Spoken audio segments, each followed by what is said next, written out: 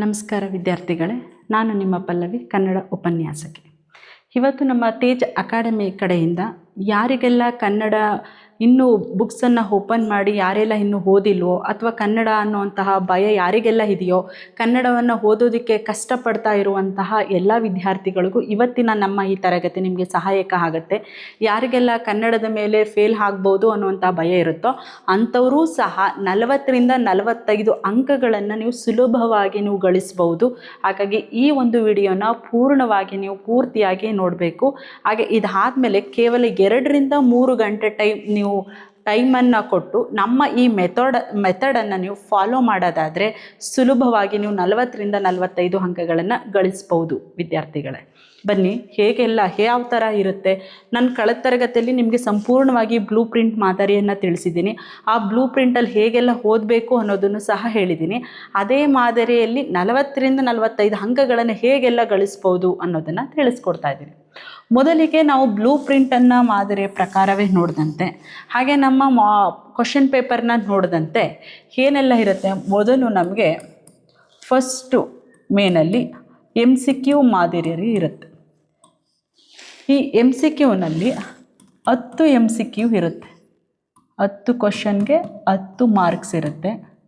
So ಈ 10 questions ಯಾವ್ಯಾವುದ್ರ ಮೇಲೆ ಹೇಗೆ ಬರುತ್ತೆ ಅನ್ನೋದಾದರೆ, 5 ನಿಮಗೆ ಪದ್ಯ ಭಾಗದಿಂದ ಬರುತ್ತೆ, 2 ನಿಮಗೆ ಗದ್ಯ ಭಾಗದಿಂದ ಬರುತ್ತೆ, ಇನ್ನು 3 ನಿಮಗೆ ನಾಟಕದಿಂದ, ಕೃಷ್ಣೇಗೌಡನ ನಾಟಕದಿಂದ ಬರುತ್ತೆ. ಒಟ್ಟು ನಿಮಗೆ 10 ಕ್ವಶನ್ಸ್ಗಳು ಈ ರೀತಿಯಾಗಿ ಬರುತ್ತೆ. 5 ಪದ್ಯ, 2 ಗದ್ಯ, 3 ನಾಟಕ. ಇದು ಯಾವ ಒಂದು ಪಾಠದ ಮೇಲೆ, ಯಾವ ಪದ್ಯದ ಮೇಲೆ ಬರುತ್ತೆ ಅನ್ನೋದು ಸಹ ನಾನು ಬ್ಲೂ ಪ್ರಿಂಟ್ನಲ್ಲಿ ಕಳೆದ ತರಗತಿಯಲ್ಲಿ ನೋಡಿದ್ದೀನಿ. ಮತ್ತೊಂದು ಸಲ ನೋಡಿ ಮಕ್ಕಳ. ಈ ಗದ್ಯ ಭಾಗದಲ್ಲೂ ಸಹ ನಿಮಗೆ ಜಾಸ್ತಿ ಇಲ್ಲಿ ಬಂದಿರುವಂಥದ್ದು ಮುಟ್ಟಿಸಿಕೊಂಡವನು ಅನ್ನುವಂತಹ ಒಂದು ಪಾಠದ ಮೇಲೆ ಬಂದಿದೆ. ಮತ್ತೊಂದು ಕನ್ನಡ ಕಟ್ಟುವ ಕೆಲಸ, ಕನ್ನಡ ಕಟ್ಟುವ ಕೆಲಸ.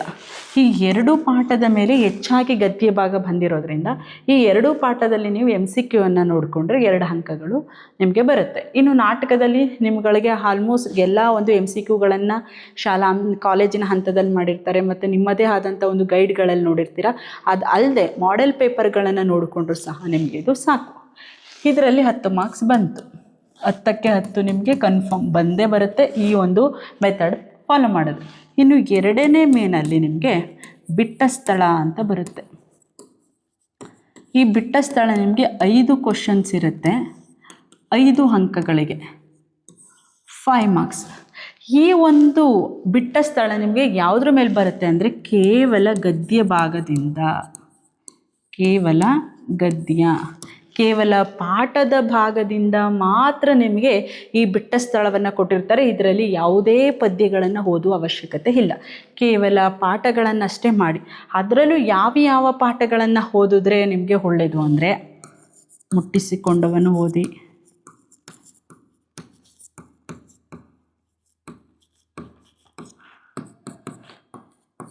ಎರಡನೇದು ದಣಿಗಳ ಬೆಳ್ಳಿಲೋಟ,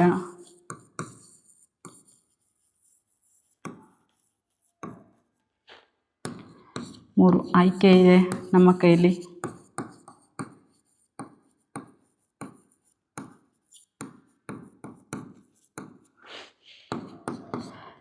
ತಿರುಳುಗನ್ನಡದ ಬೆಳ್ನುಡಿ,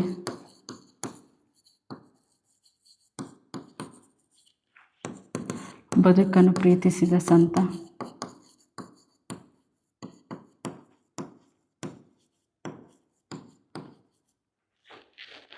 ಮುಟ್ಟಿಸಿಕೊಂಡವನು, ದಣಿಗಳ ಬೆಳ್ಳಿಲೋಟ, ಆಯ್ಕೆ ಇದೆ ನಮ್ಮ ಕೈಯಲ್ಲಿ, ತಿರುಳುಗನ್ನಡದ ಬೆಳ್ನುಡಿ, ಬದುಕನ್ನು ಪ್ರೀತಿಸಿದ ಸಂತ. ಇಷ್ಟರಲ್ಲೂ ಕೂಡ ಹೆಚ್ಚಾಗಿ ನಿಮಗೆ ಪ್ರಶ್ನೆಗಳನ್ನು ಕೇಳಲಾಗಿದೆ ಮಕ್ಕಳ. ಈ ಒಂದು ಪಾಠದ ಭಾಗಗಳನ್ನು ನೀವು ನೋಡಿಕೊಂಡ್ರಿ. ಇನ್ನು 3ನೇದಾಗಿ ಹೊಂದಿಸಿ ಬರೆಯಿರಿ. ಇದು 5 ಕ್ವಶನ್ಸ್ ಕೊಟ್ಟಿರ್ತಾರೆ, 5 ಅಂಕಗಳಿರುತ್ತೆ. ಇದು ಹೆಚ್ಚಾಗಿ ಯಾವುದ್ರಲ್ಲಿ ಬಂದಿದೆ? ಇದು ಮಕ್ಕಳ ಕೇವಲ ಪದ್ಯ ಭಾಗದಲ್ಲಿ ಮಾತ್ರ ನೀವು ನೋಡಬೇಕು, ಕೇವಲ ಪದ್ಯ. ಬಿಟ್ಟ ಸ್ಥಳ ಬಂದು ಪಾಠದ ಭಾಗದಲ್ಲಿ ಪ್ರಶ್ನೆಗಳನ್ನು ಕೊಡ್ತಾರೆ. ಹೊಂದಿಸಿ ಬರೆಯಿರಿ ಬಂದು ಕೇವಲ ಪದ್ಯ ಭಾಗದಿಂದ ಕೊಟ್ಟಿರ್ತಾರೆ. ಅದರಲ್ಲೂ ನಿಮಗೆ ಯಾವುದರಲ್ಲಿ ಬೆಳಗು ಜಾವ, ಪಗೆಯಂ ಬಾಲಕರೆಂಬರೆ,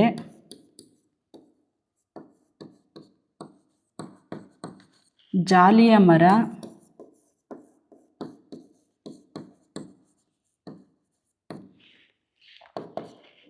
ಶಿಲುಬೆಗೇರಿದ್ದಾನೆ, ಹತ್ತಿ ಚಿತ್ತ ಮತ್ತು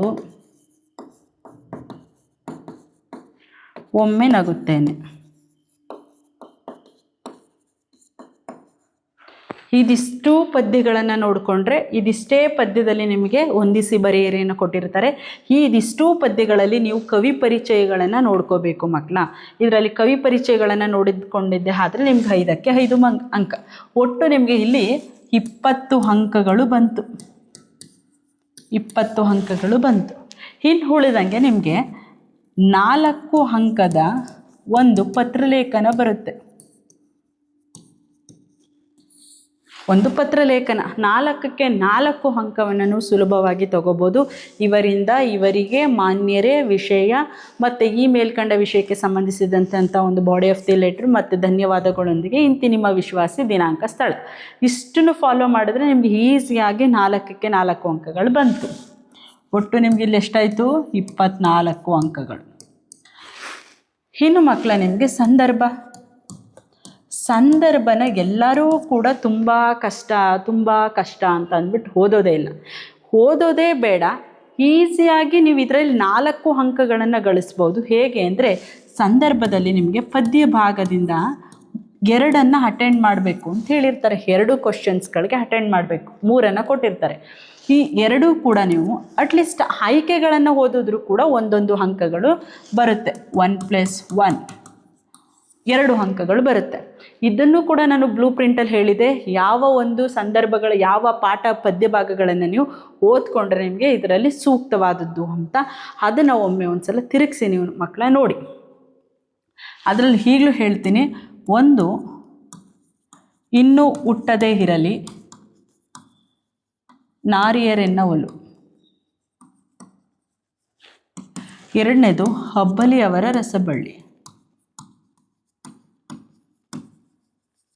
ಮತ್ತೊಂದು ಒಂದು ಹೂ ಹೆಚ್ಚಿಗೆ ಇಡುತ್ತೀನಿ.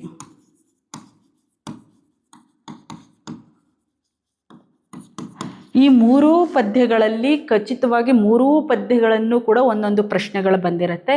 ಈ 3 ಪದ್ಯಗಳ ಒಂದೊಂದು ಕ್ವಶನ್ಗಳಲ್ಲಿ ನೀವು ಪೂರ್ತಿಯಾಗಿ ಆಯ್ಕೆ ಸಂದರ್ಭ ಸ್ವಾರಸ್ಯ ಏನನ್ನೂ ಓದೋಕ್ಕಾಗಲ್ಲ ಅಂದರು ಈ 3ರಲ್ಲಿ ಯಾವುದಾದರೂ 2 ಆಯ್ಕೆ ಮಾಡಿಕೊಂಡು 2 ಪದ್ಯಗಳ ಆಯ್ಕೆಗಳನ್ನು ನೀವು ನೀಟಾಗಿ ಬರೆದಿದ್ದೆ ಆದರೆ ನಿಮಗೆ 1ಕ್ಕೆ 1 ಅಂಕ ಬರಿಬೋದಲ್ವಪ್ಪ. ಈ ಮೇಲಿನ ಒಂದು ವಾಕ್ಯವನ್ನು ಅಲಸಂಗಿ ಗೆಳೆಯರು ಬರೆದಿರುವಂತಹ ಜನಪದ ಸಾಹಿತ್ಯವಾದಂತಹ ಹಬ್ಬಲಿಯವರ ರಸಬಳ್ಳಿ ಎನ್ನುವಂತಹ ಪದ್ಯ ಭಾಗದಿಂದ ಆರಿಸಿಕೊಳ್ಳಲಾಗಿದೆ. 1 ಮಾರ್ಕ್ಸ್. ಒಂದು ಹೂ ಹೆಚ್ಚಿಗೆ ಇಡುತ್ತೀನಿ, ತುಂಬ ಈಸಿ ಇದೆ. ಲಲಿತಾ ಸಿದ್ದಬಸವಯ್ಯವರು ಬರೆದಿರುವಂತಹ ಒಂದು ಹೂ ಹೆಚ್ಚಿಗೆ ಇಡುತ್ತೀನಿ ಎನ್ನುವಂಥ ಪದ್ಯ ಭಾಗದಿಂದ ಆರಿಸಿಕೊಳ್ಳಲಾಗಿದೆ. 1 ಮಾರ್ಕ್ಸ್ ಬರುತ್ತೆ. ಹಾಗಾಗಿ ಕೇವಲ ಆಯ್ಕೆಗಳನ್ನು ಬರೆದ್ರೂ ಕೂಡ ನಿಮಗೆ ಇಲ್ಲಿ 2 ಅಂಕ. ಇನ್ನು ಗದ್ಯ ಭಾಗದಲ್ಲಿ ಬಂದರೂ ಇಲ್ಲೂ ಕೂಡ 3 ಕೊಟ್ಟಿರ್ತಾರೆ. ನೀವು 1 ಮಾತ್ರ ಅಟೆಂಡ್ ಮಾಡಬೇಕು. 1 ಅಂಕಗಳು ನಿಮಗೆ ಬರುತ್ತೆ. ಮುಟ್ಟಿಸಿಕೊಂಡವನು ತುಂಬ ಈಸಿ ಇರುತ್ತೆ. ಹಾಗಾಗಿ ನೀವು ಇದರಲ್ಲಿ ಮುಟ್ಟಿಸಿಕೊಂಡವನು ಬರಿಬೋದು. ಆಯ್ಕೆ ಇದೆ ನಮ್ಮ ಕೈಲಿ.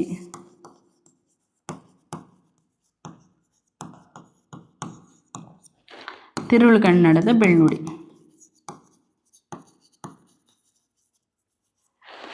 ಈ 3 ಪಾಠಗಳಲ್ಲಿ ಕೊಟ್ಟಿರ್ತಾರೆ. ಈ 3 ಪಾಠಗಳಲ್ಲಿ ನಿಮಗೆ ಯಾವುದು ತುಂಬ ಈಸಿ ಇರುತ್ತೋ ಅದನ್ನು ನೀವು ಬರಿಬೋದು. ಐ ಥಿಂಕ್ ನನ್ನ ಪ್ರಕಾರ ನೀವು ಮುಟ್ಟಿಸಿಕೊಂಡವನು ಓದಿದ್ರೆ ಈಸಿ ಇರುತ್ತೆ. ಯಾಕಂದರೆ 2 ಅಂಕದ ಪ್ರಶ್ನೆನೂ ಕೂಡ ಮುಟ್ಟಿಸಿಕೊಂಡವನು ಬರೋದ್ರಿಂದ ಆಯ್ಕೆನೂ ಬರೆದು ಆ 2 ಅಂಕಕ್ಕೆ ಸಂಬಂಧಪಟ್ಟಂಗೆ ಸಂದರ್ಭ ಬಂದಿರುತ್ತೆ.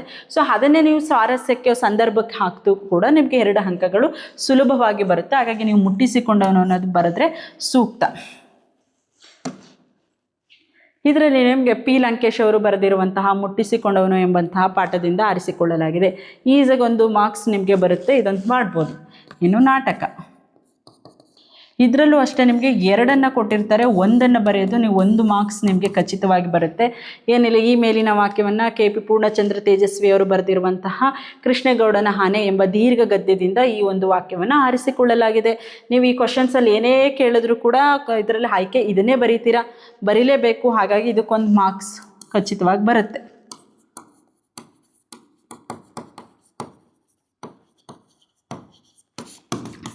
ಸೊ ಅಲ್ಲಿಗೆ ನೀವು ಪದ್ಯದಲ್ಲಿ ಕೇವಲ ಆಯ್ಕೆಗಳನ್ನೇ ಬರೆದ್ರೆ 1+1 ಇದರಲ್ಲಿ ಒಂದನ್ನು ನೀವು ಬರಿಬೇಕು. ಇದರಲ್ಲಿ 1, ನಾಟಕದಲ್ಲಿ 1 ಬರಿಬೇಕು. 1 ಟೋಟಲ್ ನಿಮಗೆ ಎಷ್ಟಾಯಿತು? ಇದರಲ್ಲಿ 4 ಮಾರ್ಕ್ಸು ಸಂದರ್ಭದಲ್ಲಿ ಬಂತು. ಆಯಿತಾ? ಇಲ್ಲಿ 24 ಪ್ಲಸ್ ಇಲ್ಲೊಂದು 4 ಸೇರಿದ್ರೆ ಎಷ್ಟಾಯಿತು ಮಕ್ಕಳ? 28 ಅಂಕಗಳು ಬಂತು. ಅಂದರೆ ನೀವು ಇಷ್ಟಕ್ಕೆ ನೀವು ಯಾವುದೇ ರೀತಿಯ ಕ್ವಶನ್ ಆನ್ಸರ್ಗಳು ಏನು ಓದದೇ ಇದ್ರೂ ಕೂಡ 28 ಅಂಕ ನಿಮಗೆ ಅಲ್ಲಿಗೆ ಪಾಸ್ ಆದಂಗೆ ಆಯಿತು. ಇನ್ನು ಒಂದು ಸ್ಕೋರ್ ಇನ್ನು 40-50 ಅಂಕಗಳನ್ನು ತಗೋಬೋದು ಅನ್ನೋದಾದರೆ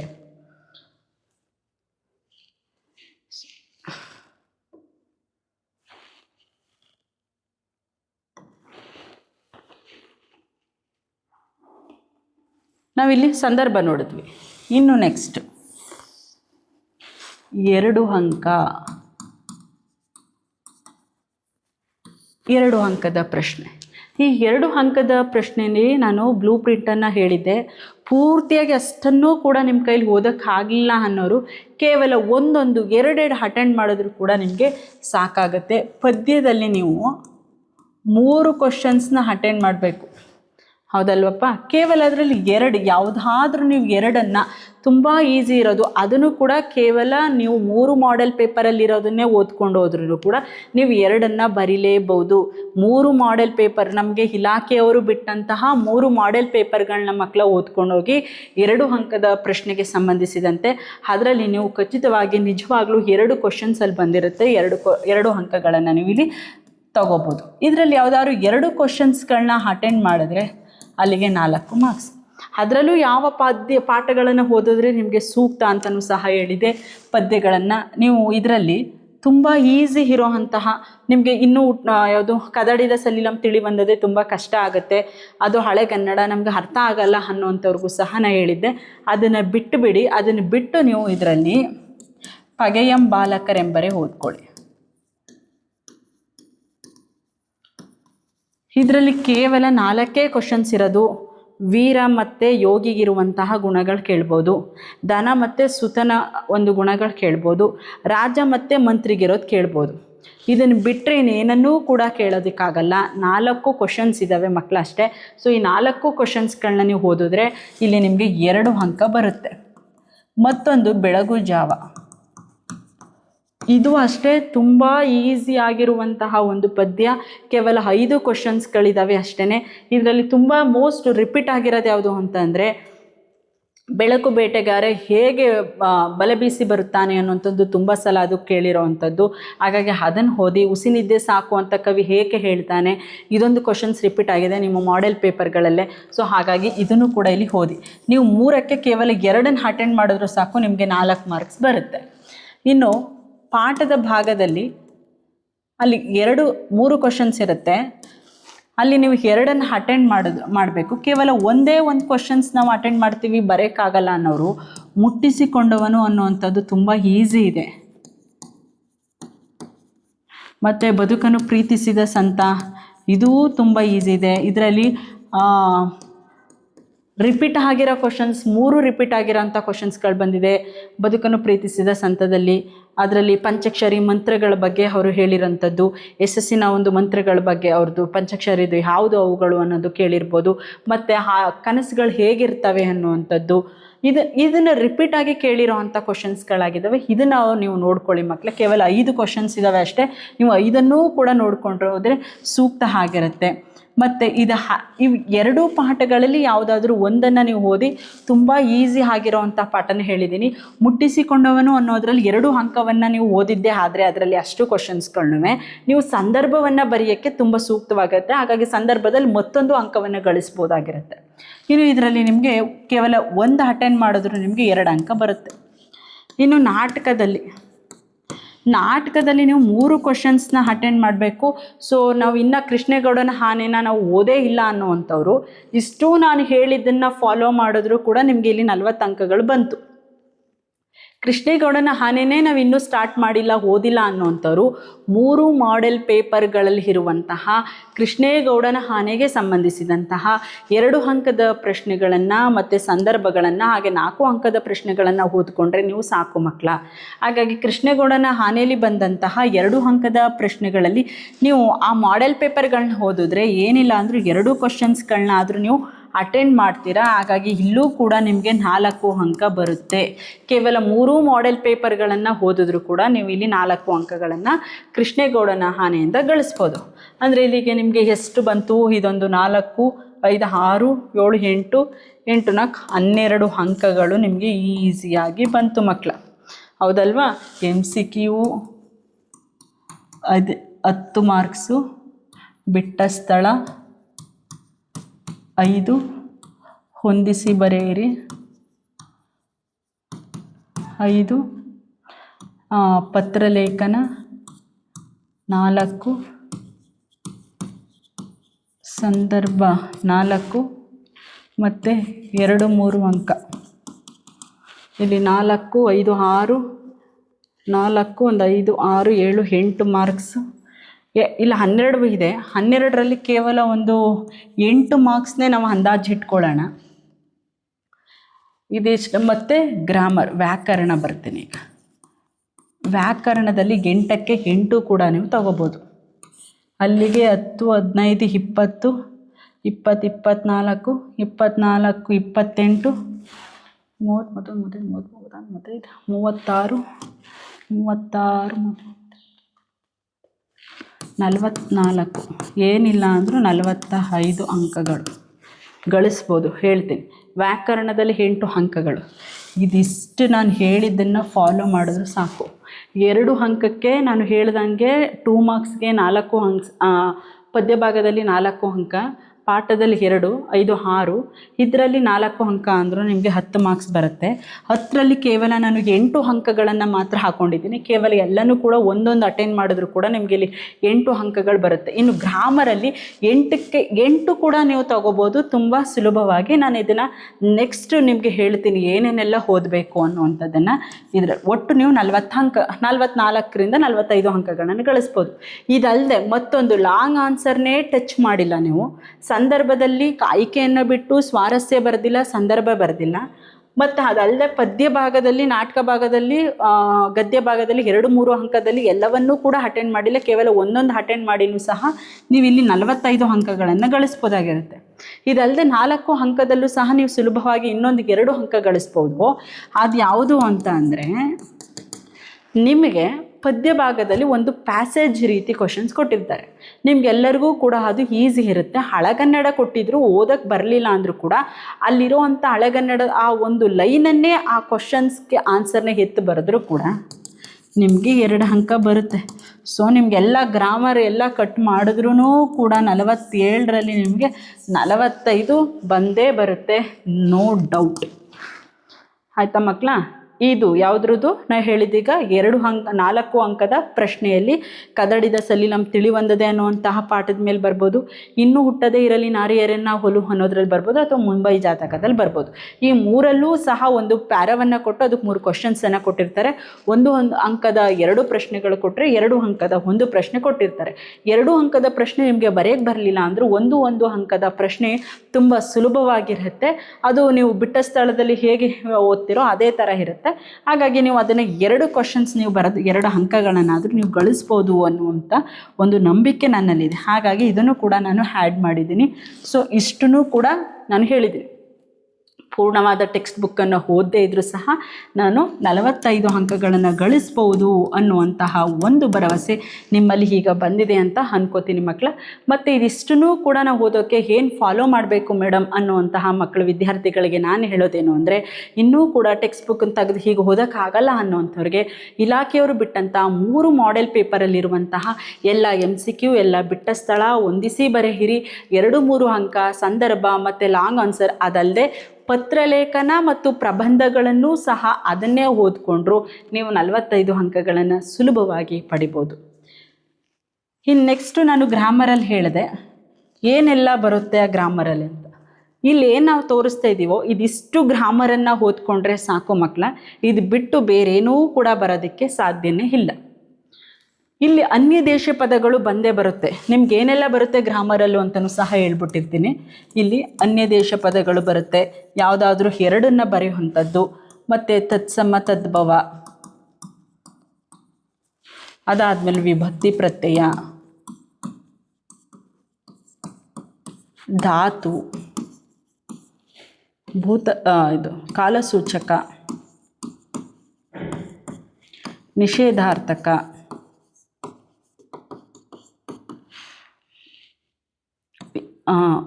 ಇದು ಸ್ವಂತ ವಾಕ್ಯ,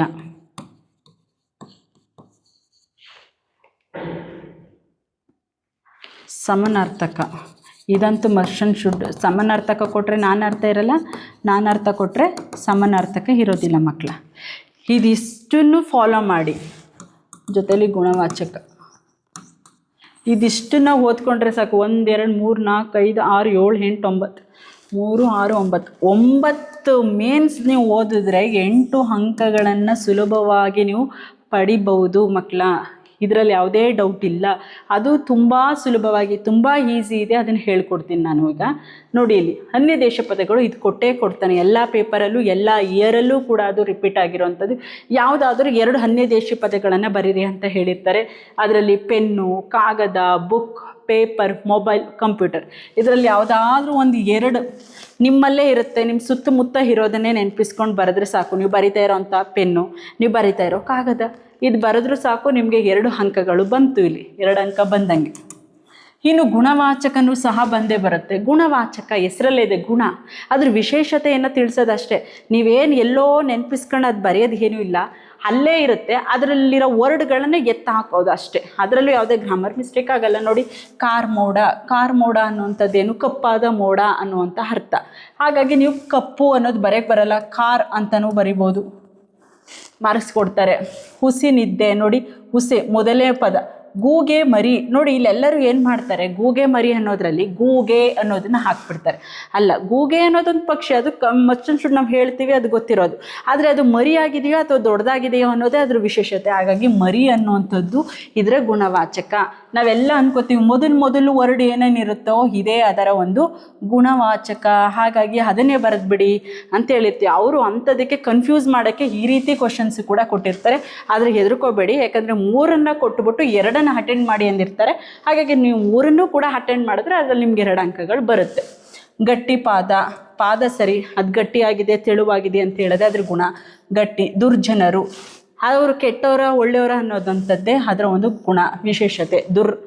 ಸ್ವಚ್ಛ ಸಮುದ್ರ ಸರಿಗಿದೆ, ಅದು ಸ್ವಚ್ಛವಾಗಿದೆಯಾ ಕಲುಷಿತವಾಗಿದೆಯಾ ಅನ್ನುವಂಥದ್ದು ಸ್ವಚ್ಛ. ಪೊಲ್ಲ ವಾರ್ತೆ, ಹೌದು ವಾರ್ತೆ ಹೇಳ್ತಾ ಇದ್ದಾರೆ ಅಥವಾ ಸುದ್ದಿ ಹೇಳ್ತಾ ಇದ್ದಾರೆ, ಆದರೆ ಅದು ಸುಳ್ಳ ಅಥವಾ ನಿಜವಾ ಅನ್ನುವಂಥದ್ದು ಪೊಲ್ಲ. ಹಾಡು ಹಕ್ಕಿ ಸರಿ, ಅದು ಹೇಗಿದೆ, ಯಾವ ಹಕ್ಕಿ ಇದನ್ನು ನೋಡಿ, ಅದನ್ನು ನಿಮಗೆ ವಾಲ್ಪರೆಯಿಂದ ತೆಗೆದಿರೋವಂಥದ್ದು ಹಾಡು.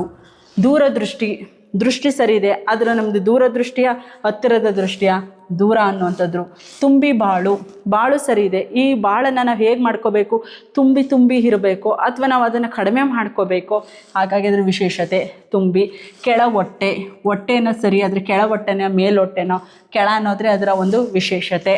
ಉಗ್ರ ಕೋಪ ಅನ್ನುವಂಥದ್ದು ಸರಿ, ಆದರೆ ಆ ಕೋಪಕ್ಕೆ ಅದರ ವಿಶೇಷತೆ ತೋರಿಸ್ತಾ ಇರೋದೇನು ಉಗ್ರ. ಆಯಸ ಅನ್ನುವಂಥದ್ದು ಅದ್ರ ಗುಣ. ದುರ್ಜನ ಕೆನೆ ಹಾಲು, ಕೆನೆ. ಕಡು ಪಾಪ ಸರಿ, ಆದರೆ ಎಷ್ಟರ ಮಟ್ಟಿಗೆ ಪಾಪ ಮಾಡಿದ್ದಾನೆ, ಕಡುವಾಗಿ ತುಂಬ. ಹಾಸುಗಂಬಿ, ಅದರಲ್ಲಿ ಹಾಸು ಅನ್ನುವಂಥದ್ದು. ಶುದ್ಧ ನೀರು ಅನ್ನೋದರಲ್ಲಿ ಶುದ್ಧ ಅನ್ನೋದ್ರ ಗುಣವಾಚಕ. ಕಲಿಭೀಮ ಶ್ರೇಷ್ಠ ವಿಜ್ಞಾನಿ ಶ್ರೇಷ್ಠ. ಹಿತವಚನ ಹಿತ. ಮಂಗಳಲಿಂಗ ಮಂಗಳ. ಹಿತವಚನ ಹಿತ. ಸೊ ಇದಿಷ್ಟು ಗುಣವಾಚಕಗಳನ್ನ ನಾವೇನು ನೋಡಿದೆವೋ ಇದಿಷ್ಟೇ ಗುಣವಾಚಕಗಳನ್ನು ನೀವು ನೋಡಿಕೊಂಡ್ರು ಸಾಕು ಮಕ್ಕಳ. ಇದರಲ್ಲಿ 2 ಅಂಕಗಳು ಬಂದೇ ಬರುತ್ತೆ. ಇನ್ನು ಧಾತು ರೂಪಗಳು, ಇದು ಅಷ್ಟೇ. ಗುಣವಾಚಕ ಹೇಗೆ ಮೊದಲ ವರ್ಡ್ಗಳನ್ನು ನೀವು ಇಲ್ಲಿ ಇರೋದನ್ನು ಹಾಗಾಗೆ ಬರಿತೀರೋ ಅದೇ ರೀತಿ ಧಾತು ರೂಪದಲ್ಲೂ ಅಷ್ಟೇ ಮೊದಲ ವರ್ಡ್ಗಳನ್ನು ಬರೆದ್ರೆ ಕೂಡ ಸಾಕಾಗುತ್ತೆ. ಅದು ಒಂದೊಂದು ಅಕ್ಷರಗಳನ್ನು ನೀವು ಚೇಂಜ್ ಮಾಡಬೇಕು ಅಷ್ಟೇ, ತೀರಾ ಏನಲ್ಲ. ಎದ್ದರು ಅನ್ನುವಂಥದ್ದು ಏಳು ಅನ್ನುವಂತಹ ಒಂದು ಧಾತು ರೂಪ. ಧಾತು ಒಂದು ಕ್ರಿಯಾಪದದ ಮೂಲ ರೂಪ ಆಗಿರುತ್ತೆ, ಹಾಗಾಗಿ ಅದರ ಧಾತು ರೂಪವನ್ನು ನಾವು ಹೇಳಬೇಕಾಗಿರುತ್ತೆ. ಎದ್ದರು ಅನ್ನುವಂತಹ ಧಾತು ಯಾವುದು? ಏಳು. ಹರಡಿತು, ಇದು ಹರಡು. ನಿಂದರು, ನಿಲ್ಲು, ನಿಲ್ಲುವಂತಹ ಒಂದು ಇದ್ರ ಮೇಲೇ ಅದು ನಿಂದರು ಅನ್ನುವಂಥ ಒಂದು ಕ್ರಿಯಾಪದ ಬಂದಿರುವಂಥದ್ದು. ಬಂದಿತು, ಬರು ಅನ್ನುವಂತಹ ಧಾತು. ಕುಣಿದನು, ಕುಣಿ. ತೂಗಿದನು, ತೂಗು. ಕೊಟ್ಟರು, ಕೊಡು. ಓದುವಳು, ಓದು. ತೋರಿಸು, ತೋರು. ಹೇಳಿದಾಗ, ಹೇಳು. ಏನಿಲ್ಲ, ಬರೀ ಕೊಂಬು ಕೊಡೋದಷ್ಟೇ. ನಲಿಯುತ್ತಾ, ನಲಿ. ಕಿತ್ತರು, ಕೀಳು. ಬಿದ್ದನು, ಬೀಳು. ಬರುವಳು, ಬರು. ಕೆಲವೊಂದು ವರ್ಡ್ಗಳು ನೋಡಿ ಅಲ್ಲಲ್ಲೇ ಮೊದಲೇ ವರ್ಡ್ಗಳು ಬರೆದ್ರು ಸಾಕಾಗತ್ತೆ. ಊದಿದನು, ಓದು. ಬೀಸುತ್ತಿತ್ತು, ಬೀಸು. ಹಾಡುವಳು, ಹಾಡು. ಬರೆಯುವನು, ಬರೆ. ಹೋಗುತ್ತಾನೆ, ಹೋಗು. ಕುಣಿಯುವಳು, ಕುಣಿ. ನಿಂತರು, ನಿಲ್ಲು. ಹಾಡುವರು, ಹಾಡು. ಓದುವಳು, ಓದು. ಬರುತ್ತಾಳೆ, ಬರು. ತಿನ್ನುವುದಿಲ್ಲ, ತಿನ್ನು. ಓದನು, ಹೋಗು. ಓದಿದನು, ಓದು. ಇದಿಷ್ಟು ಕೂಡ ಧಾತು ರೂಪದಲ್ಲಿ ಬಂದಿರೋವಂಥದ್ದು. ಇನ್ನು ಎರಡನೇದು ಕ್ರಿಯಾಪದಗಳ ಕಾಲವನ್ನು ಗುರುತಿಸಿ ಬರೆಯಿರಿ. ಇದೂ ಸಹ ಇಂಪಾರ್ಟೆಂಟ್. ಇದರಲ್ಲೂ ಕೂಡ 2 ಅಂಕ ಬರುತ್ತೆ. ತುಂಬ ಈಸಿ ಇರುತ್ತೆ. ಆದರೆ ಕೆಲವರು ಮಕ್ಕಳಿಗೆ ಏನಪ್ಪ ಅಂತಂದರೆ ಭೂತಕಾಲವನ್ನು ಹೇಗೆ ಕಂಡುಹಿಡಿಯೋದು, ಭವಿಷ್ಯತ್ ಕಾಲವನ್ನು ಹೇಗೆ ಕಂಡುಹಿಡಿಯೋದು, ವರ್ತಮಾನ ಕಾಲವನ್ನು ಹೇಗೆ ಕಂಡುಹಿಡಿಯೋದು ಅನ್ನೋ ಕನ್ಫ್ಯೂಸ್ ಇರುತ್ತೆ. ಇನ್ನೂ ಕೆಲವು ವಿದ್ಯಾರ್ಥಿಗಳು ಏನು ಮಾಡ್ಕೋತಾರೆ, ವರ್ತಮಾನ ಕಾಲ ಭವಿಷ್ಯತ್ ಕಾಲಕ್ಕೆ ಕನ್ಫ್ಯೂಸ್ ಮಾಡ್ಕೋತಾರೆ. ಏನು ಅಂತಂದರೆ ಬರೆಯುತ್ತಾನೆ. ಈ ಬರೆಯುತ್ತಾನೆ ಅನ್ನೋದು ಏನು ಮಾಡ್ತಾರೆ ಕೆಲವರು, ಎಲ್ಲರೂ ಭವಿಷ್ಯತ್ ಕಾಲವನ್ನು ಹಾಕ್ಬಿಡ್ತಾರೆ. ಆದರೆ ಅದು ಪ್ರೆಸೆಂಟ್ ನಡೀತಾ ಇರುತ್ತೆ. ಬರೆಯುತ್ತಾನೆ ಅನ್ನುವಂಥದ್ದು ವರ್ತಮಾನ ಕಾಲ. ಹಾಗಾಗಿ ನಾವು ಅದನ್ನು ಹೇಗೆ ಕಂಡುಹಿಡಿಬೋದು ಅನ್ನೋದನ್ನು ನಾನು ಹೇಳ್ತೀನಿ. ದಾ ಅನ್ನುವಂತಹ ಒಂದು ಪ್ರತ್ಯಯ ಬಂದಿದ್ರೆ ಅದು ಭೂತಕಾಲ. ಉತ ಅನ್ನುವಂಥದ್ದು ಬಂದರೆ ಅದು ವರ್ತಮಾನ ಕಾಲ. ವಾ ಅನ್ನುವಂಥದ್ದು ಬಂದರೆ ಅದು ಭವಿಷ್ಯತ್ ಕಾಲ. ಈ ವರ್ಡ್ ಪ್ರತ್ಯಯಗಳನ್ನ ನೋಡಿಬಿಟ್ರೆ ಸಾಕು, ತುಂಬ ಈಸಿಯಾಗಿ ನೀವು ಕಂಡುಹಿಡಿಬೋದು. ನೋಡಿ, ಹಾಡುವಳು, ವಾ ಇದೆ ಇಲ್ಲಿ. ಯಾವ ಕಾಲ ಹೇಳಿದೆ? ಭವಿಷ್ಯತ್ ಕಾಲ ಇದೆಯಾ? ಕೇಳುತ್ತಾರೆ, ಕೇಳುತ್ತಾರೆ. ಉತ ಅನ್ನೋದು ಬಂದಿದೆ. ಉತ ಬಂದರೆ ಅದು ವರ್ತಮಾನ ಕಾಲ. ಹೋದರು, ದಾ ಅನ್ನೋದು ಬಂದಿದೆ. ಯಾವುದಾಯ್ತು? ಅದು ಭೂತಕಾಲ ಮಕ್ಕಳ. ತುಂಬ ಈಸಿ. ನಲಿಯುತ್ತಾ, ಹುತ ಅನ್ನೋದು ವರ್ತಮಾನ. ತಿಂದನು, ದಾ ಬಂದಿದೆ ಭೂತಕಾಲ. ನೋಡಿದಳು, ದಾ ಬಂದಿದೆ ಭೂತಕಾಲ. ಹೋದವು, ದಾ ಬಂದಿದೆ ಭೂತಕಾಲ. ಓದಿದಳು, ದಾ ಇದೆ ಭೂತಕಾಲ. ನಲಿಯುತ್ತಾರೆ, ಉತ ನೋಡಿ, ತಾಕ್ಕೆ ತಾವತ್ತು ಬಂತು ಅಂತಂದರೆ ನೀವೆಲ್ಲ ಕಣ್ಮುಚ್ಚೋದನ್ನು ವರ್ತಮಾನ ಕಾಲ ಹಾಕ್ಬೋದು. ತಿಂದನು ಭೂತ. ಬರೆಯುತ್ತಾನೆ ವರ್ತಮಾನ. ವಾ ಬಂದಿದೆ ಇಲ್ಲಿ, ಹಾಡುವರು ಭವಿಷ್ಯತ್ ಕಾಲ. ಕಟ್ಟುವರು, ವಾ ಇದೆ ಭವಿಷ್ಯತ್ ಕಾಲ. ಉತ ಬಂದಿದೆ ನೋಡಿ ವರ್ತಮಾನ. ನೋಡಿದಳು ಭೂತಕಾಲ. ಈಸಿಯಲ್ಲೂ ಅಪ್ಪ, ಏನಾದರೂ ಕಷ್ಟ ಇದೆಯಾ? ಕಾಲಸೂಚಕದಲ್ಲಿ 2 ಅಂಕಗಳು ಖಚಿತವಾಗಿರುತ್ತೆ. ದ ಭೂತಕಾಲ, ಉತ ವರ್ತಮಾನ, ವಾ ಬಂದರೆ ಭವಿಷ್ಯತ್ ಕಾಲ. ಇನ್ನು ನಿಮಗೆ ಯಾವುದಾದ್ರೂ 2 ನಿಷೇಧಾರ್ಥಕವನ್ನು ಬರೀರಿ ಅಂತ. ನಿಷೇಧ ಅಂದರೆ ನಿಷೇಧ ಆಗಲ್ಲ, ನನ್ನ ಕೈಲಿ ಮಾಡೋಕ್ಕಾಗಲ್ಲ, ನನ್ನ ಕೈಲಿ ಓದೋಕ್ಕಾಗಲ್ಲ, ಇದೇ ನಿಷೇಧ. ಬರುವನು, ಬಾರರು. ಅಥವಾ ಬರುವುದಿಲ್ಲ, ಹೀಗೂ ಬರಿಬೋದು. ನಮಗಿದು ಕನ್ಫ್ಯೂಸ್ ಆಗುತ್ತೆ, ಈಗ ಬರೋಕ್ಕಾಗಲ್ಲ ಅನ್ನೋರು ಕೂಡ ಬರೆಯುವುದಿಲ್ಲ. ನೋಡುವುದಿಲ್ಲ, ಹೀಗೂ ಬರಿಬೋದು. ಕರೆಯಿತು, ಕರೆಯದು. ಕರೆಯುವುದಿಲ್ಲ, ಹೀಗೂ ಬರೀರಿ. ತಿನ್ನು, ತಿನ್ನೆನು. ತಿನ್ನುವುದಿಲ್ಲ. ಹಾಡುವಳು, ಆಡಳು, ಆಡುವುದಿಲ್ಲ. ತಿನ್ನುವನು, ತಿನ್ನನು. ತಿನ್ನುವುದಿಲ್ಲ. ನಿಲ್ಲುವುದು, ನಿಲ್ಲದು, ನಿಲ್ಲುವುದಿಲ್ಲ. ಹೀಗಾರು ಕೂಡ ಬರಿಬೋದು. ನಿಷೇಧಾರ್ಥಕ ಬರುತ್ತೆ. ನಿಮಗೆ ನಿಷೇಧಾರ್ಥಕ ಕೊಟ್ಟರೆ ಕಾಲಸೂಚಕ ಕೊಡಲ್ಲ, ಕಾಲಸೂಚಕ ಕೊಟ್ಟರೆ ನಿಷೇಧಾರ್ಥಕ ಕೊಡಲ್ಲ. ಇನ್ನು ವಿಭಕ್ತಿ ಪ್ರತ್ಯಯ, ನೀವು ಅಪ್ ಟು 10th ಮಕ್ಕಳ ವಿಭಕ್ತಿ ಪ್ರತ್ಯಯವನ್ನು ಓದಿರ್ತೀರ. ದಯಮಾಡಿ ವಿಭಕ್ತಿ ಪ್ರತ್ಯಯಗಳನ್ನು ಓದಿ. ಅದು ಮುಂದಕ್ಕೂ ಕೂಡ ನಿಮಗೆ ಅದು ಯೂಸ್ ಆಗುತ್ತೆ. ಅದಲ್ಲದೆ ಇದು 2 ಅಂಕ ಸುಲಭವಾಗಿ ನೀವು ತೆಗಿಬೋದಾಗಿರುತ್ತೆ. ಅದರಂಗೆ ನೀವೆಲ್ಲ ಏನು ಮಾಡ್ತೀರಿ, 10thಲ್ಲೆಲ್ಲ ಕರ್ತಾರ್ಥ, ಕರ್ಮಾರ್ಥ, ಕರಣಾರ್ಥ ಇದೆಲ್ಲ ಓದ್ತಿದ್ರಿ. ಈ ಥರ ಕ್ವಶನ್ಸ್ ಏನೂ ಕೇಳಲ್ಲ. ಅದಕ್ಕೆ ಜಸ್ಟ್ ನಿಮಗೆ ಯಾವ ವಿಭಕ್ತಿ ಪ್ರತ್ಯಯ ಅಂತ ಕೇಳ್ತಾರೆ ಅಷ್ಟೇ. ಇದನ್ನು ಹೋದರೂ ಕೂಡ ನಿಮಗೆ 2 ಅಂಕಗಳು ಬರುತ್ತೆ. ದುರದಳ್, ಒಳ್ ಅನ್ನುವಂಥದ್ದು ಬಂದಿದೆ. ಅದು ಸಪ್ತಮಿ ವಿಭಕ್ತಿ ಪ್ರತ್ಯಯ. ಗೆ ಅಂತ ಬಂದರೆ ಚತುರ್ಥಿ. ಆ ಅಂತ ಬಂದರೆ ಷಷ್ಠಿ ವಿಭಕ್ತಿ. ಗೆ ಬಂದರೆ ಪ್ರಥಮ ಬರ್ದಿದ್ದಾರೆ, ಬಸಲಿಂಗನಿಗೆ, ಇದು ತಪ್ಪಾಗಿದೆ. ಇದು ಚತುರ್ಥಿ. ಒಳ್ ಅಂತ ಬಂದಿದೆ ಸಪ್ತಮಿ ವಿಭಕ್ತಿ ಪ್ರತ್ಯಯ. ಹೂ ಪ್ರಥಮ, ಅಲ್ಲಿ ಇದ್ದರೆ ಸಪ್ತಮಿ, ಅನ್ನುವಂಥ ಹಳಗನ್ನಡ ಬಂದರೂ ಕೂಡ ಅದು ದ್ವಿತೀಯ, ಅನ್ನುವಂಥದ್ದು ತೃತೀಯ, ಇಂದ ಅಂತ ಬಂದರೂ ಕೂಡ ಅದು ತೃತೀಯ ಆಗಿರುತ್ತೆ. ಗೆ ಬಂದರೆ ಚತುರ್ಥಿ, ಆ ಬಂದರೆ ಷಷ್ಠಿ, ಇಂದ ಬಂದರೆ ತೃತೀಯ, ಎ ಅಂತ ಬಂದರೆ ಸಂಬೋಧನ, ಇದು ಕೊಡಲ್ಲ ಜಾಸ್ತಿ, ಇಲ್ಲಿ ಹೇಳಿದ್ದೀವಿ ಅಷ್ಟೇ. ಸೊ ಇದಿಷ್ಟನ್ನು ಓದ್ಕೊಂಡ್ರೆ ಸಾಕು ಮಕ್ಕಳ. ಹೂ, ಅನ್ನು, ಇಂದ, ಗೆ, ಕೆ, ದೆಸೆ, ಹಿಂದ, ಆ, ಅಲ್ಲಿ. ತುಂಬ ಈಸಿ ಇದೆ, ಏನು ಬಯಟ್ ಮಾಡೋ ಹಾಗೆ ಇಲ್ಲ. ಒಂದು ಹಾಡಿನ ರೂಪದಲ್ಲಿ ಈ ರೀತಿ ಬರೆದ್ರೆ ಸಾಕು. ಪ್ರಥಮ, ದ್ವಿತೀಯ, ತೃತೀಯ, ಇವೆಲ್ಲ ಪ್ರಥಮ ಸ್ಥಾನ, ದ್ವಿತೀಯ ಸ್ಥಾನ, ತೃತೀಯ ಸ್ಥಾನ ಅಂತ ಹೇಳೋ ಥರ ಓದ್ಕೊಂಡ್ರು ಸಾಕು. ಪ್ರಥಮ, ದ್ವಿತೀಯ, ತೃತೀಯ, ಚತುರ್ಥಿ, ಪಂಚಮಿ, ಷಷ್ಠಿ, ಸಪ್ತಮಿ ಸಾಕು. ಇಷ್ಟನ್ನು ಓದಿ ತಲೆಯಲ್ಲಿ ಇಟ್ಕೊಳ್ಳಿ. ಅದನ್ನು ಕೂಡ ಹೂ, ಅನ್ನು, ಹಿಂದಾಗೆ, ಕೆ, ದೆಸೆಯಿಂದ, ಆ, ಅಲ್ಲಿ, ಇದನ್ನು ನೆನಪಲ್ಲಿ ಇಟ್ಕೊಂಡ್ರೆ ಸಾಕು ಮಕ್ಕಳು. ವಿಭಕ್ತಿ ಪ್ರತ್ಯಯ 2 ಅಂಕ. ಇನ್ನು ತತ್ಸಮ ತದ್ಭವ, ಇದು ತುಂಬ ಜನ ಮಕ್ಕಳಿಗೆ ತತ್ಸಮ ತದ್ಭವ ತೀರಾ ಬದಲಾವಣೆಗೆ ಆಗಿರೋವಂಥದ್ದು ನಿಮಗೆ ಗೊತ್ತಾಗೋದಿಲ್ಲ. ಸೊ ಯಾಕಂದರೆ ನಿಮಗೂ ಕೂಡ ಅಲ್ಲಿ ಆಪ್ಷನ್ 2 ಕೊಟ್ಟಿರ್ತಾರೆ. ಅಲ್ಲಿ ನಿಮಗೆ 4 ಅಟೆಂಡ್ ಮಾಡಬೇಕು ಅಂತ ಹೇಳಿರ್ತಾರೆ. 6 ಕ್ವಶನ್ಸ್ಗಳನ್ನ ಕೊಟ್ಟಿರ್ತಾರೆ ನಿಮಗೆ. 6 ಕ್ವಶನ್ಸ್ ಕೊಟ್ಟು 4ಕ್ಕೆ ಅಟೆಂಡ್ ಮಾಡಿ ಅಂತ. ಹಾಗಾಗಿ 2 ಆಪ್ಷನ್ ಇರುತ್ತೆ. ಆಪ್ಷನಲ್ಲಿ ತತ್ಸಮ ತದ್ಭವ ಬಿಟ್ಟರು ಕೂಡ ಉಳಿದದ್ದನ್ನು ನೀವು ಅಟೆಂಡ್ ಮಾಡ್ಬೋದು. ಶ್ರೀ, ಸಿರಿ, ಸಿರ, ಸಿರ, ರಾಯ, ರಾಜ, ಯೌವನ, ಜೌವನ, ಕಸ್ತೂರಿ, ಕತ್ತೂರಿ, ಆಶ್ಚರ್ಯ, ಅಚ್ಚರಿ, ಯಶ, ಜಸ್ಸ, ವೀರ, ಬೀರ, ದೃಷ್ಟಿ, ದಿಟ್ಟಿ, ಯೋಗಿ, ಜೋಗಿ, ಸಂಸ್ಕೃತ, ಸಕ್ಕದ, ಯಶ, ಜಸ, ಪರೀಕ್ಷಿಸು, ಪರೀಕ್ಷಿಸು, ಯೋಗಿ, ಜೋಗಿ, ಮುಖ, ಮೊಗ, ಅಮೃತ, ಅಮರ್ದು, ಗೂಕ, ಗೂಗೆ. ಇದಿಷ್ಟು ಓದಿದ್ರೂ ಕೂಡ ಸಾಕು. ತುಂಬ ಬದಲಾವಣೆ ಆಗದೆ ಇರುವಂಥದ್ದು ಇರುತ್ತೆ. ಪರೀಕ್ಷಿಸು, ಪರೀಕ್ಷಿಸು, ಸಕ್ಕದ, ಸಂಸ್ಕೃತ, ಜಸ, ಯಶ. ಇದೊಂದೊಂದು ಸ್ವಲ್ಪ ನಿಮಗೆ ಕನ್ಫ್ಯೂಸ್ ಆಗುತ್ತೆ. ಅಂಥವ್ರು ತತ್ಸಮ ತದ್ಭವ ಆಗಲ್ಲ ಅನ್ನೋರು ಬಿಡ್ಬೋದು. ಅಥವಾ ನಾನೇನು ಈಗ ಸ್ಕ್ರೀನ್ ಮೇಲೆ ತೋರಿಸ್ತಾ ಇದ್ದೀನೋ ಇದಿಷ್ಟನ್ನೇ ಫಾಲೋ ಮಾಡಿದ್ರು ಕೂಡ ನೀವು ಅಲ್ಲಿ 8ಕ್ಕೆ 8 ಅಂಕ ತಗೋಬೋದು. ಇನ್ನು ಸ್ವಂತ ವಾಕ್ಯ ಹೇಳ್ತಾರೆ. ಕೆಲವೊಂದೊಂದು ನಿಮಗೆ ಸ್ವಂತ ವಾಕ್ಯ ಹೆಂಗೆ ಕೊಟ್ಟಿರ್ತಾರೆ ಅಂದರೆ, ಈ ಕೆಳಗೆ ಕೊಟ್ಟಿರುವಂಥ ದ್ವಿರುಕ್ತಿ ಪದಗಳಿಗೆ ಸ್ವಂತ ವಾಕ್ಯ ಮಾಡಿ ಅಂತ. ಇನ್ನು ಕೆಲವು ಕಡೆ ಹೆಂಗೆ ಕೊಡ್ತಾರೆ, 2 ನುಡಿಗಟ್ಟುಗಳಲ್ಲಿ ನೀವು ಸ್ವಂತ ವಾಕ್ಯ ಬರೀರಿ ಅಂತ. ನುಡಿಗಟ್ಟು ಬೇರೆ, ದ್ವಿರುಕ್ತಿ ಬೇರೆ ಮಕ್ಕಳ. ನೋಡಿ, ದ್ವಿರುಕ್ತಿನಲ್ಲಿ ಹಚ್ಚ ಹಸಿರು ಕೊಟ್ಟರು, ಅದಕ್ಕೆ ಸ್ವಂತ ವಾಕ್ಯ ನೀವು ಬರಿಬೋದು. ತೋಟದಲ್ಲಿರುವಂಥ ಎಲ್ಲ ಸಸ್ಯಗಳು ಹಚ್ಚ ಹಸಿರಿನಿಂದ ಕಂಗೊಳಿಸುತ್ತಿವೆ.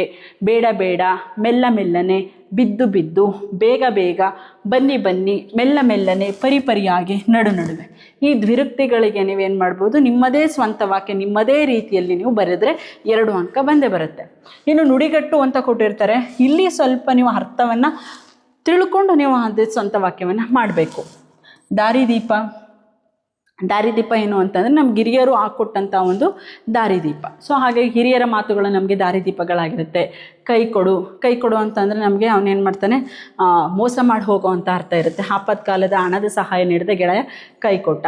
ರೈಲು ಬಿಡು ಅಂದರೆ ತುಂಬ ರೈಲು ಬಿಡ್ತಾವನಪ್ಪ ಅಂತ, ಅಂದರೆ ಇರೋದ್ರ ಜೊತೆಗೆ ಇಲ್ಲದೆ ಇರೋದನ್ನು ಸೇರಿಸಿ ಹೇಳೋ ಅಂಥದ್ದು. ಈಗಿನ ಹುಡುಗರು ಬರೀ ರೈಲನ್ನು ಬಿಡ್ತಾರೆ.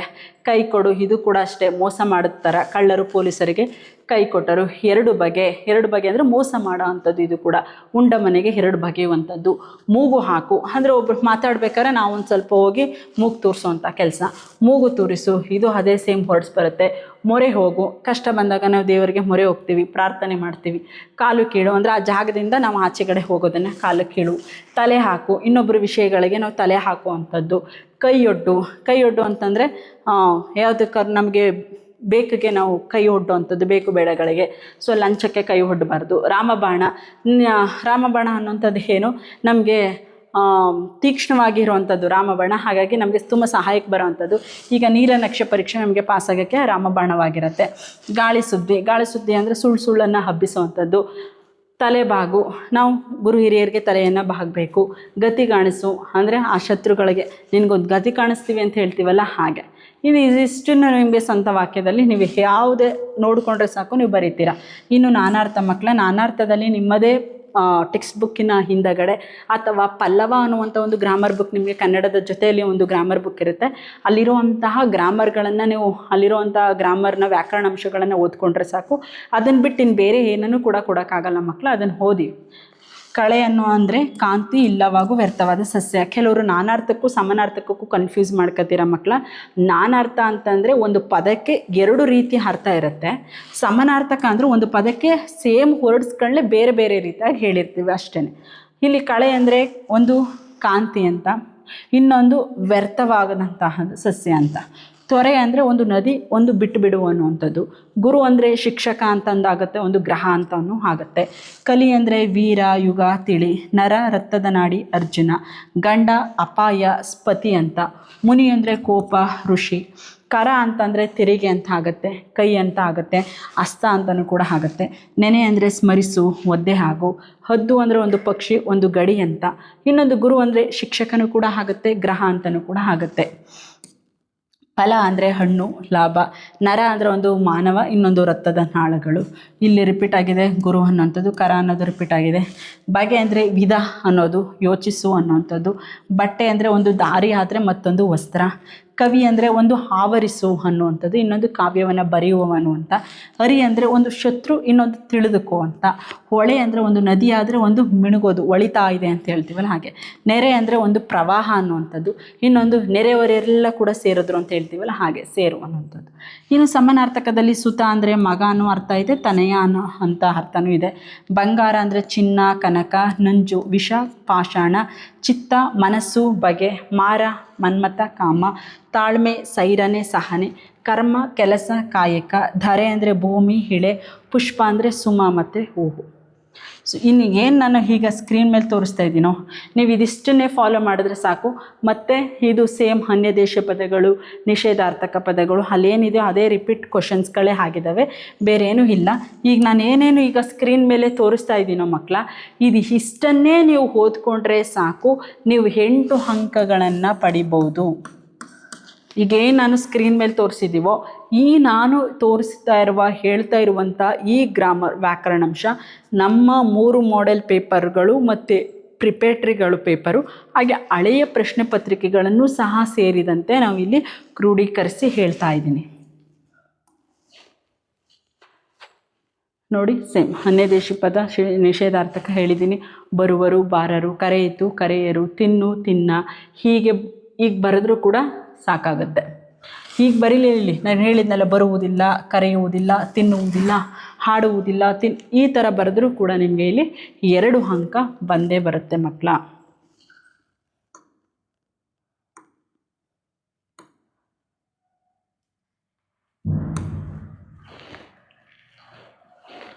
ನೋಡಿ ಮಕ್ಕಳ, ಇದಿಷ್ಟು ಕೂಡ ಇವತ್ತಿನ ತರಗತಿಯಲ್ಲಿ ಹೇಗೆ ನೀವು 45 ಅಂಕಗಳನ್ನು ನೀವು ಇಲ್ಲಿ ಸುಲಭವಾಗಿ ಪಡಿಬೋದು ಅನ್ನುವಂಥದ್ದನ್ನು ಇವತ್ತಿನ ತರಗತಿಯಲ್ಲಿ ಹೇಳಿದ್ದೀನಿ.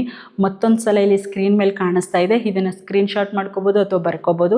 ಇದಿಷ್ಟನ್ನೇ ನೀವು ಪೂರ್ಣವಾದಂತಹ ಒಂದು ಪಠ್ಯಪುಸ್ತಕವನ್ನು ಓದದೇ ಇದ್ದರೂ ನಾನು ಹೇಳಿದಂತೆ ಇವತ್ತಿನ ಈ ಮೆಥಡನ್ನು ಫಾಲೋ ಮಾಡಿದ್ರೆ ಸಾಕು ಮಕ್ಕಳ. 45 ಅಂಕಗಳನ್ನು ನೀವು ಸುಲಭವಾಗಿ ಪಡಿಬೋದು, ಕೇವಲ 2 ರಿಂದ 3 ಗಂಟೆ ಟೈಮ್ಗಳನ್ನು ಓದಿದ್ರೆ.